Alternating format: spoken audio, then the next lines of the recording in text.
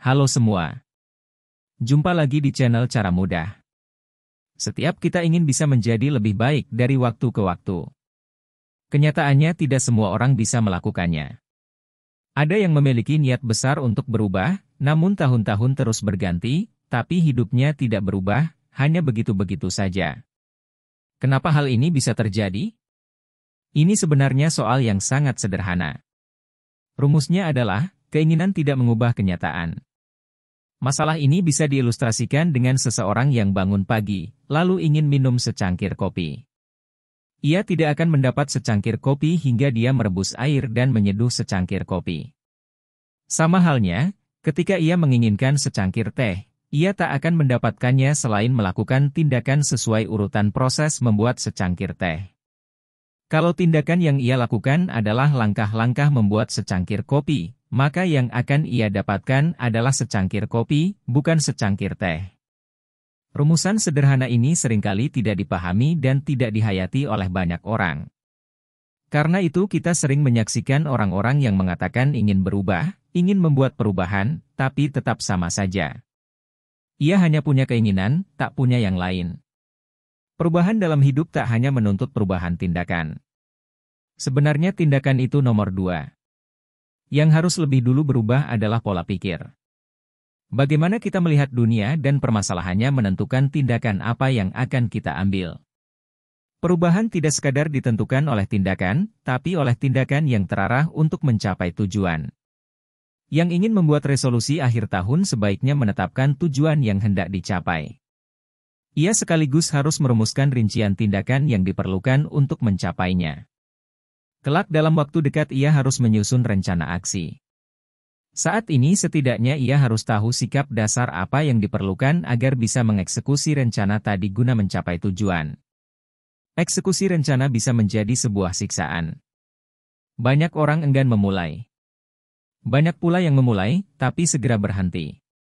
Situasinya seperti seseorang yang mencoba melompat ke atas, kemudian jatuh kembali ke permukaan bumi. Ada gaya tarik yang sangat kuat dari keadaan dan kebiasaan-kebiasaan lama, yang membuat banyak orang tidak bisa berubah. Untuk keluar dari bumi kita memerlukan energi yang lebih besar dari energi potensial gravitasi bumi. Energi itu dalam bentuk energi kinetik berwujud kecepatan awal, dalam istilah ilmu fisika disebut kecepatan kabur, escape velocity. Bila di muka bumi kita menyiapkan energi setara dengan kecepatan kabur tadi, maka kita bisa melepaskan diri dari pengaruh gravitasi bumi. Demikianlah pula kita dan diri kita yang lama. Perlu energi besar untuk bisa lepas dari tarikan gaya hidup lama. Bila kita tidak menyediakan energi yang cukup, kita segera akan kembali dan tidak membuat perubahan. Kenapa begitu? Karena kebiasaan. Kita dalam keseharian adalah kumpulan tindakan yang sebagian besar kita lakukan tanpa berpikir. Kita melakukan gerakan-gerakan otomatis, yang programnya disimpan di otak kita yang paling primitif. Sesekali kita sadar, kita ubah tindakan itu. Tapi sebentar saja otak kita sudah kembali ke keadaan autopilot, lalu tanpa kita sadari kita kembali ke kebiasaan lama.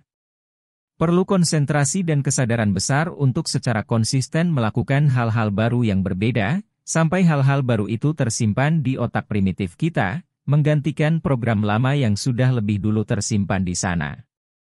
Kalau itu berhasil, maka kita akan membuat kebiasaan baru. Tentu saja kebiasaan baru ini harus selaras dengan yang kita tuju.